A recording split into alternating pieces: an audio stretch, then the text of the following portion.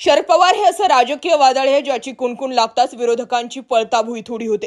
त्यातच ऐन निवडणुकीच्या काळात जर पवारांचं वादळ एखाद्या मतदारसंघात वारंवार घोंगावत असेल तर मग बोलायलाच नको। ती जागा पवार कधी खिशात घालतील याचा काहीही नेम नाही।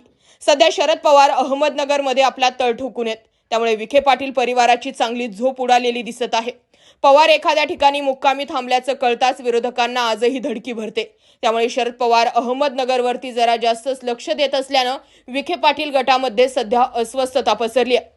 समुद्र शांत असला की नक्कीच त्यामागे काहीतरी मोठ्या वादळाचे संकेत मिळतात असं अनेकदा म्हटलं जातं। शरद पवार देखील एखाद्या वादळापेक्षा कमी नाहीत। आपल्या 50 वर्षाच्या राजकीय जीवनात पवारांनी अनेक राजकीय वादळे निर्माण केली, तशी ती थोपवूनही ठेवली। परंतु त्यातल्या त्यात पवारांनी एखाद्या मतदार क्षेत्रात आपला मुक्काम ठोकलाच तर तिथली राजकीय समीकरणं बदलण्याची ही ताकद पवारांमध्ये आहे हे मान्य करावंच लागेल। याचं जर उदाहरण बघायचं असेल तर 1995 साली झालेली लातूर शहराची विधानसभा निवडणूक पाहता येईल। साधारणतः 1991 साली शरद पवारांविरोधात काँग्रेसमध्ये विलासराव देशमुख आणि सुशील कुमार शिंदे यांनी बंड केलं होतं। अगदी राजीव गांधी यांच्यापर्यंत हे बंड पोहोचलं होतं।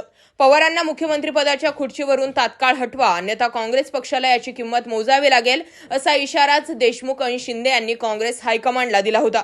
परंतु शरद पवार यांनी विलासराव देशमुख व सुशील कुमार शिंदे यांचे हे बंड मोडून काढलं होतं। 2 वेळा आमदार म्हणून निवडून आलेले विलासराव देशमुख 1995च्या विधानसभा निवडणुकीत मात्र लातूर विधानसभा मतदारसंघातून पडले होते। शिवाजीराव पाटील कव्हेकर यांनी त्यांचा पराभव केला होता। त्यावेळी शरद पवार यांनी लातूरला मुक्कामी थांबत राजकीय सूत्र हलवत विलासराव देशमुख यांनी केलेल्या बंडाचा त्यांना विधानसभेत पाडून वचपा काढल्याचं बोललं गेलं। तेव्हापासून शरद पवार ज्या मतदारसंघात मुक्काम ठोकतात तिथला विरोधक पडतो किंवा त्याच्यासाठी सोपी ठरत असलेली निवडणूक कठीण तरी होते असं म्हटलं जातं। आता सध्या शरद पवारांनी अहमदनगर दक्षिण लोकसभेकडे लक्ष केंद्रित केलंय, त्यामुळे आता विखे पाटलांच्या पायाखालची जमीन सरकली असल्याचं जाणवतंय। हा सामना निलेश लंके विरुद्ध सुजय विखे पाटील असला तरी त्यामागे मुख्य लढाई राधाकृष्ण विखे पाटील विरुद्ध शरद पवार अशीच आहे। तसं पाहिलं तर पवार व विखे पाटील यांचा वाद काही आजचा नाही तर आधीपासूनचाच हा वाद पेटत आलाय। त्याचा थोडा इतिहास आपण जाणून घेऊयात। पवारांचे विखेंच्या प्रवरानगरशी तब्बल 50 वर्षांपेक्षा जास्त जुने संबंध आहेत। शरद पवारांचे मोठे बंधू अप्पासाहेब पवार हे विठ्ठलराव विखे पाटलांनी स्थापन केलेल्या प्रवरा सहकारी साखर कारखान्यात काही काळ अधिकारी म्हणून काम पाहत होते। त्यावेळी शरद पवारही प्रवरानगरमध्ये होते आणि तिथल्या महात्मा गांधी विद्यालयात त्यांचे शिक्षण झालं आहे। राज्याच्या राजकारणात मात्र नेहमी शरद पवार विरुद्ध विखे असं चित्र राहिलंय। यशवंतराव चव्हाणांनंतर काँग्रेस पक्षाच्या राज्यातल्या नेतृत्वात शरद पवार आणि शंकरराव चव्हाण असे 2 गट तयार झाले।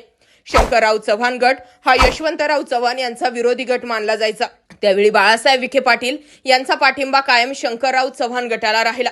बाळासाहेब विखे पाटील आणि शरद पवार यांच्यातील वाद 1991च्या लोकसभा निवडणुकीत विकोपाला गेला। अहमदनगर मतदारसंघात यशवंतराव गडाख हे काँग्रेसचे उमेदवार होते, तर बाळासाहेब विखे पाटील यांना उमेदवारी न मिळाल्यानं ते गडाखांविरुद्ध अपक्ष लढले। पण यशवंतराव गडाख हे अटीतटीच्या लढतीतून निवडून आले। त्यानंतर बाळासाहेब विखे पाटील यांनी निवडणुकीच्या काळात शरद पवार आणि यशवंतराव गडाखांनी त्यांचं चरित्रहनन केलं असा आरोप करत न्यायालयात खटला दाखल केला।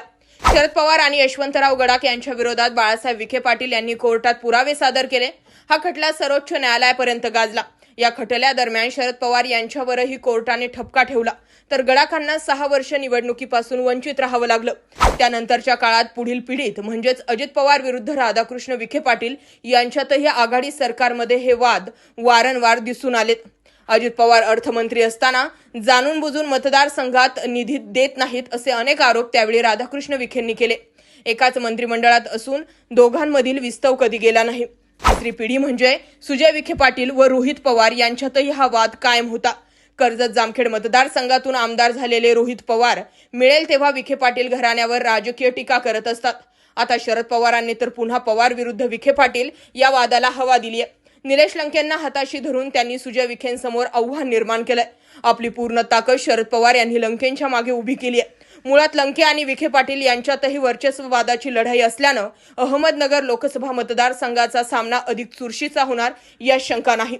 दुसरीकडे साताऱ्यामध्ये सुद्धा ज्यावेळी उदयनराजे भोसले यांना पाडायचं होतं त्यावेळी साताऱ्यामध्ये पवारांनी एक मुक्काम केला आणि तिथे पुढे जाऊन उदयनराजे भोसलेंचा पराभव झाला। आणि बारामतीमध्ये तर पवार आता तळ ठोकून आहे। त्यामुळे सुनेत्रा पवार की सुप्रिया सुळे हे सुद्धा लवकरच समोर येईल। याबाबत तुमचं काय मत आहे? अहमदनगरमध्ये विखे की लंके कोण वरचढ ठरेल कमेंट जरूर करा.